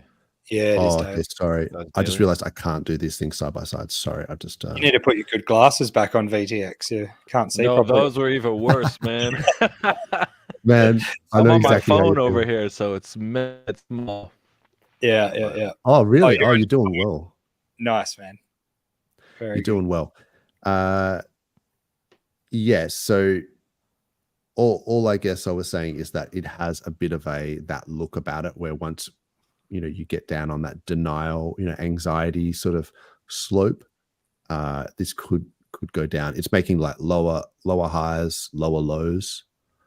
But maybe it's entering an accumulation zone, I guess you could say. Yeah. So you've used Farcaster, haven't you? VTX, like the warp casting, because I think you actually got me onto it. Yeah, I saw. I had to hit you up and tell you about it because I thought the concept was cool. I didn't take a deep enough dive into it that I wanted to, but from what I understand is it does kind of use blockchain to a certain extent, even though that the people people do run nodes to validate the like when you post on there. It's kind of like a mashup of like X and Reddit, kind of. I think that's how they're describing it. Sure. And so people will validate your posts, but it doesn't actually happen on the blockchain. The only thing Mhm. the blockchain does is it identifies that it is in factually you that is posting it. So you do get like an ID with your seed phrase or whatever, and when you post, it's like, okay, this is the actual person that's making this post, but they don't suck up the resources of validating all the posts people do, because if there's a double post on there, it's not like you sent somebody money twice. You know what I mean? Like Oh, somebody okay. can Not like a post double text spend. twice. Yeah, there could be like a double Oh, post, and it's not really a big deal. And it seems like the incentive for people like running these nodes is that they have full access to all the things that everybody posts, because just, you know, same as like blockchain, it's like a system state. So all the people that are running the software have the full system state of everybody who posts on the thing.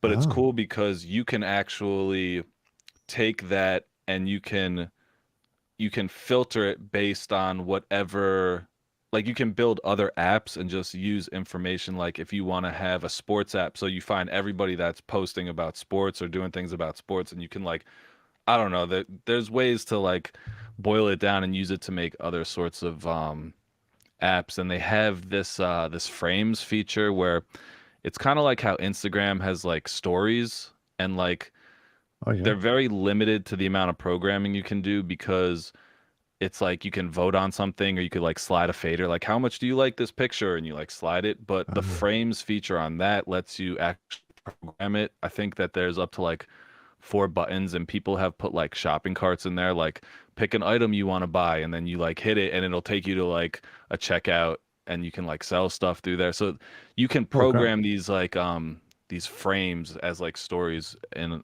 more Oh, wow. creative ways. So I thought it was cool. Like, I don't know, I Yeah, haven't, it I'm sounds trying to interesting, stay on man. board with this social media stuff, but I had to let you know when I saw that, because there's a lot of Yeah, yeah. it's a totally different set of people on there, a totally different community. Hmm. So were you playing around on there? Did you see anything interesting? Yeah, so I just got that Warpcast app, and I went on and tried to find like PulseChain people on there, and to sort of shill PulseChain basically on this, you know, Farcast network, I guess. And it was a little bit hard to figure out. It looked like you could do casts instead of tweets, and Yeah. but you could pay people. I think people were basically looking for like, you can tip people with this degen coin. I assume that's what it is actually, is that they're tipping. It's like a tipping economy almost, where you just, so yeah, that was kind of interesting. And, you know, another platform for Pulsicans to shill, you know, I think why not, you know, check it out. I think I saw Coffee and Golkey and a few people on there. So there is some hexagons on there. But yeah, in terms of the coin, that, because I think Ash was talking about, like, I think degen is the gas fee, is the gas token, so that's it there. But there is actually a degen chain, right? Because it was oh wow, it's gone down so far. I don't know if you can see this. So this, when this launched, this was like right up here. So wow, it's maybe its adoption is not quite there. But anyway, so they have their own degen swap and things like that. I think Gophers launched on degen chain. Oh, did they? Yeah. Shout out to Squirrels Worldwide. Squirrels. Blockchain wide. Yeah. That did not do so well, but I don't know. Maybe it'll come back. I don't know. The old the Gophers, because they did staking. You can stake your Gophers on Solana, I think. But yeah, I Do you guys I think didn't do that. the 404 narrative is gonna have any legs to it? Oh, I don't know. I actually don't think so, because originally, you know, I was kind of hyped about it with that Pandora coin, and then the Gophers and stuff. But then after a while, it started to feel, it's got like Friendtech vibes, where it was, you know, Friendtech's going to be the next new thing, and everyone's just going to be using it. And then after a while, people are like, what was that thing, Friendtech or something, you know? And then so I thought, oh, I wonder if this 404 narrative might have just been a flash in the pan. Yeah, I guess you need price go up, right? You can't go all in on these things if their performance is shit. That's why we chart a lot of these things, because I think you just need to have a bit of confidence. Unless you've got like ultra confidence in the founder, that makes a difference. That's for sure. Yeah. So the kind of like the collect them all sort of thing. Like I saw people like trying to brag like they had the whole collection, and like you could try to like, but that's kind of like a short. That game isn't like a super fun forever kind of game. I guess you need people that really appreciate it. We're like the NFT community. I don't know. I'm not really an NFT guy. I don't know too much about it, but they seem to find ways to value like these specific artworks in their way. You know what I mean? Look, rather you're trying to like roll the dice and see if you could get like collect them all sort of thing with these 404 collections. So. Look, I have never been a big EFT bro, and I kind of regret missing out on that in the last cycle. And I always just faded it, always just gave it shit because I was just like, JPEGs, you can just right click, all that sort of stuff. And I think that maybe that has changed. I think there is actually a lot of functional NFTs, obviously HSIs and that sort of stuff. But there are, fractionalized NFTs. There's other use cases in terms of token gating and things like that. And Tangang, they would tell you a lot more than I could about it, like check out the spaces and stuff. But I wouldn't completely fade it in this next cycle because, Somi talks about this, you get the BTC retracement. So you might get like a 20% drawdown or something. And then it's almost like a narrative reset where, now it's like GameFi is the next new thing. And then that does a bit of a run. And then there's something else that resets the narrative. And then people start looking, it's AI again. And then, meme coin like Pepe or whatever comes back. You can feel it. You can feel it. You know what I mean? Yeah, you can feel this the shift. Yeah, like there's like with something you don't. But that's what's so crazy is you don't know what it's gonna be. So you try to throw a little bit around. You don't know what it's gonna be. Exactly. But something new is coming up, and oh man, I don't know. Yeah, that's the game. But so the NFT thing, I reckon there will be a time where people are doing the NFT rocks again, like the Ether rocks and stuff. And I know a lot of that stuff is just wash trading and whatever. But I reckon there might be a point where people are just going to, and it's going to be probably right at the end of the cycle, where you'll be able to flip NFTs. Like you'll be able to take like a 1 Ether NFT and flip it for 2, and then just literally just keep like rinse and repeat. And then people are going to get wrecked. Like it's the musical chairs. Like, don't get me excited about that because that sounds like me getting wrecked. No, it will happen, and then people get wrecked. It'll be musical chairs all over again. The music will stop, and people will go, "Oh no, I've got monkey JPEGs." And I really hope we get a new technology. Oh man, that would be so great if we got something like a totally new, something innovative, legit, like really sparks people's imagination. That would get me excited. Like. That's true. Klaz knows what's up. Musical chair. Yeah, yep. So if you could choose like a left translated standard 4-year or prolonged cycle, what would be your choice at this point in the game? At this point in the game, I want it to be the 4-year cycle to keep going. So I would prefer that because then at least we know we have some feel for it. So then, when BTC tops out, maybe 27 days later, Ethereum tops out, maybe Hex goes for a pump, all that sort of stuff. That's what I'm hoping. Like that's my sort of, I guess that's my hope. But then at some point you've got to go into stable coins, right? Like you can't write it down. So that's each to their own, and you can do whatever you like. But how about you, True Blue? Yeah, I reckon, once there's more and more adoption and it's showing you know, I know the trend is still there, but as the adoption keeps coming, I reckon we're going to start seeing that start to change the 4-year cycle, because only the good traders will probably, you know, be able to call the tops and the bottoms. And if it stays at the 4-year cycle, everyone's just going to know it, aren't they? When there's that much adoption, that many players, it's like a game that everyone can win at, and I don't think that's possible. There's always got to be, unfortunately, there's got to be people on the other side of the trade. So I think it's, you know, the game's going to get stronger, but yeah, maybe diminishing returns as we go. That's why I think, you know, we're at a good point now, before the adoption is absolutely nuts. Awesome, man. I like that. One interesting thing that you just made me think of is that, you know, a lot of people talk about the diminishing gains with, say, you know, Bitcoin, if it went from 20K to 69K as like maybe a 2 and say a 3x or whatever, 2 and a bit x. Is that right? Yeah, say 3x. And then so if we went to go from 70K to the next all-time high as a diminishing returns, you know, maybe called it, say, a 2 to 2.5x. So then you were sort of aiming for that 120K BTC as like the top. If you're getting diminishing gains, is it not possible that you could also get diminishing drawdowns as well? So you know how in the past we saw 85% drop, like you break out of the parabola, bam, 85%, that's the new low. Yeah. And then I think that's why RH was calling for 10K and pray, right? So then it only went down to 15K because they printed more money. But it might also just be that you have diminishing gains, but diminishing downside.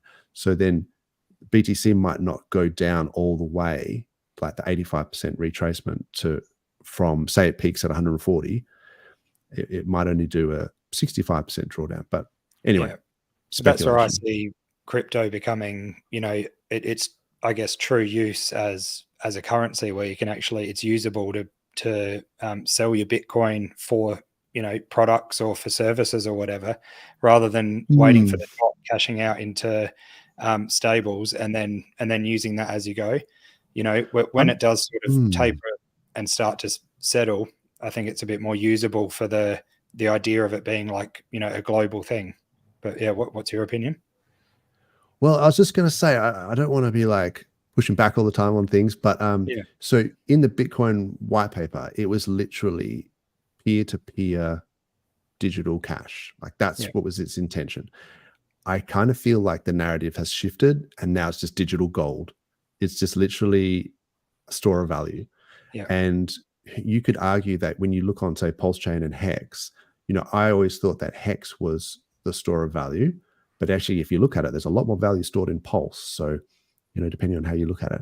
But in terms of using like peer-to-peer transactions, like paying for stuff using crypto, maybe that will end up just being stable coins and other things, because, you know, you might just want to store your value in BTC, but actually pay for, rather than paying for things with BTC, because then you're relying on the repricing of the asset with the price of Bitcoin, which has got a bit of volatility. And then also there's 10-minute blocks. So you'd have to open channels for using Lightning Network. Yeah. And so generally with those channels, I think it's like, if you open a channel, like if I'm sending Bitcoin to you, we can open a channel and send Bitcoin back and forward. And then once the channel's closed, then it resolves on the actual, on the layer one. So if you were doing transactions with like a vendor, you'd be having to open these channels with all these different vendors. I'm not sure how that would work.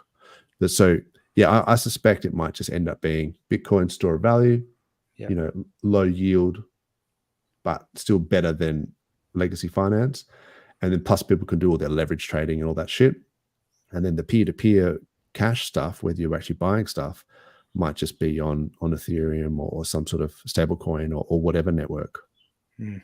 Yeah, I see where you're coming from. I guess I was just pulling Bitcoin just out of a name, but yeah, crypto in general, and the volatility. I think as the volatility slows down, we'll be able to use it. Well, it will be more usable for a global type thing where people understand it. But at the moment, the max gains is what we're here for. And then when the volatility slows down, we're up there and we've got a bag. So that's going to be very nice.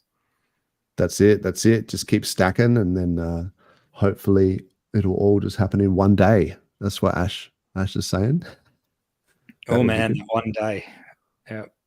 Just one massive god candle that just sends it. I am kind of like not sure how I feel about how quickly the bull market ends. You know what I mean? After just being on this journey for so long, just like waiting and having all this patience and just knowing yeah. like one day it's gonna repeat. Yeah. Yeah. That's But it. it's cool. I Yeah. mean, it's the why we're here, you know? Like I just think about it sometimes, like even that's why like when I see the jitters in the market and the news or whatever, I don't really Mhm. let it affect me emotionally because at the end of the day, it's about the experience we're having. I've learned so much, even if it's just like personal growth and like learning how to be disciplined, Yeah. That's how to right. just be like Yeah. turbo long and disciplined and long-term focus to just like, all right, this is what we're going for. This is what we believe in. Because these people that are like selling these little red candles and doing that sort of stuff, they don't believe in this stuff anyway. Like we all believe in Mm. this stuff. Like you know, I could see that. And there's different systems. Like they already got apps where you can accept crypto as payments for like e-commerce. And I really like the Coast system if that ever comes back. When that was working, that was so Big fire. time. Just like stable coin, boom, swap back and forth, and you can send to your bank. And if there was like a debit card like connected to that, I'd be all over that. That'd Sure. be, Yeah. you know, just like real like streamlined and easy ways of using it. And, you know, it kind of connects the whole thing, but it's still, yeah, there's still so many people in the world that are just like, what's crypto? That's Oh, right. you mean Mm. Bitcoin, right? Like, yeah. So I don't know. One day. 100%. Yeah, and this is an interesting comment from Daniel. I mean, the old RH principles, I think a lot of that is about like self-custody and things like that as well. So not exposing yourself to middlemen that can rug and things like that. So I still think we've learned a lot from RH in terms of security and things like that. And the long-term mindset, I think, is also Yeah. a good The RH story is like not anywhere near being over. yeah. The RH saga is like we're like right in the middle of the movie right now. It's crazy. This is the hero's journey, man. The hero's Yeah. journey is it's the arc. It has Yeah. to they have to 100%. have the downside to be able to create the upside. And then that's when you know We beat the that corrupt SEC. Oh man, that's gonna be glorious. yeah. Oh, Oh, yeah. Gensler's probably just gonna get fired or something, surely, for being incompetent. Yeah. The can't parade believe laps are that's- going to be amazing. That's for sure. Going to be so Mhm. good. Hey, speaking of movies, The Lowest of Stakes is coming out in 2 and a bit days. You seen that? The lowest of stakes? Yeah. That's so That's funny, that's a man. real thing. That's the real thing. It premieres in 2 days. So in Australia, the 6th of May at about 6 a.m. But yeah, 2 days from now. And it's on YouTube already, like the premiere's sitting there. I don't know anything about that. I'll put the Yeah, link in the private chat. You might be able to post it. the 1-inch guys. Okay. Yeah, Nice. no, It's Hexy Bastard and those yeah, the guys. 9-inch guys. Yeah. Yeah, if you can throw it in the. Oh, here you go. You've got it there. Oh, Yeah, I'm you looking can- forward to that. Will I won't get copy strikes or anything for playing the YouTube. It won't even play. So if you just bring it up because it's a premiere, it'll just show you the thumbnail, I guess. Just Oh, the okay, start cool. of the video. Let me just quickly whip that up here. Oh, okay, cool. Oh my god, with the same font and everything. Yeah, Oh, I it's going to love be that. hilarious. It's going to be love good. that. Yeah, I'm looking forward to it. It'll be funny. Let's go. I like this. Whoops. So you're saying there's a chance. That's that's the Dumb and Dumber, is it? I think that's classic Jim Carrey line. Yeah. I was also going to really quickly just run through a couple of things that I thought was interesting, just like rapid fire. So Grayscale Ethereum Trust is at minus 23% discount. So you know how we looked at this with the Grayscale BTF trust, and we were like, oh, it was almost at 0%, and then that's when BTC started pumping, and it's like, well, you know, this is maybe something to keep an eye on in terms of Ethereum and that ETH BTC ratio. So yeah, there's that. Richard Hart was talking about that L2s are trash, and I tend to agree with him, because I was talking about how I didn't, how you got this optimistic rollups where you have this fraud proof thing where it's like, if you bundle a whole bunch of transactions and then you have to sort of see whether or not there's been any falsified transactions, and then the fraud proof is what catches those fake transactions. And so he was talking smack about it. And then, because I remember, so that link, or that image, it actually comes from, if you go to ethereum.org and they're talking about layer 2s, right? It's a legit thing where they say, do your own research, these are the risk. It's this L2 beat thing. And it just looks terrible. Like, so they're saying that these sequences failed, and that there was you couldn't withdraw from these L2s. And so their fraud proofs were in development. And so, because Base is based on the same stack as Optimism. So yeah, these Ethereum, Ethereum layer 2s are a little bit dodgy. Anyway, and then what else? There was, this was it, where BitBoy is actually gonna. Oh man, damn.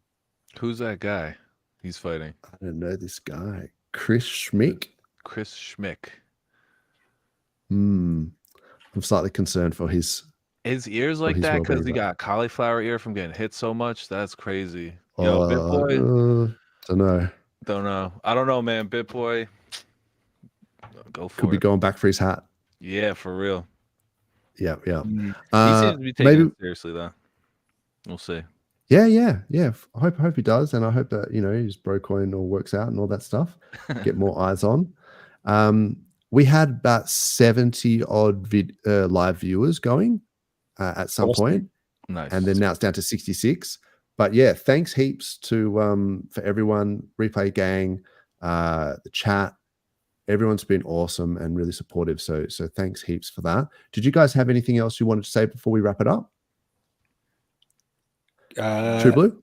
The only thing I was going to ask while you were looking at all those layer 2s that are having issues, everyone should have a think about what problems PulseChain's had since launch. Like, it's been almost a year, I guess, next weekend. Almost and by the way, zero. PulseChain conference is coming up. But yeah, Yes. What issues has PulseChain had in a whole year? People are going to start seeing that shining city on the hill eventually. It might take the green candles, but we've got to somehow also get out there that the downtime that we haven't had, and just how well everything works, because it does. Good Everything point. just works so smoothly. That's about all I got to say. Just does, I man. think we're in the right place. Amazing point. Amazing. PulseChain users unaffected. Yeah. And I guess we had that one glitch that just is burning crazy amounts of PulseX on V1, but Yeah, that's right. We did. There we a go. good problem to have, isn't it? But yeah, I'm not complaining about that one. It was burning too much. Yeah. Yeah. Keep it burning. It's crazy. Keep it burning. But yeah. How about that's you, about VT? it. Have you got any closing thoughts?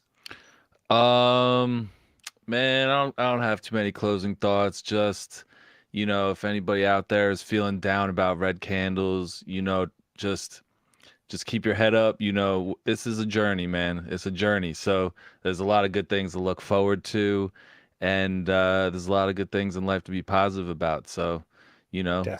wait and see attitude. Wait and see. And, sometimes I think about, if all the green candles in the world came, like, what would I even do? And I'm like, you know what? I would still have to live this life and find some sort of meeting and be responsible about something, take care of my family and all that. Family. So, all crucial. that. So, Exactly. have fun while we play this game. That's all I'm trying to say. That's it.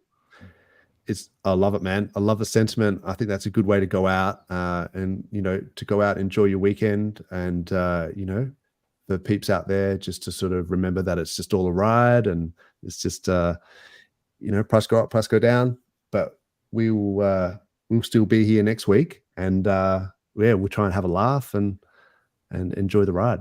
No, that's right. Hey, if we do get enough green candles, we've got to rebuild that bar that you're sitting in front of, Dozer, because that looks like a good Yeah. place to be, man. It looks That's amazing. Let's do it.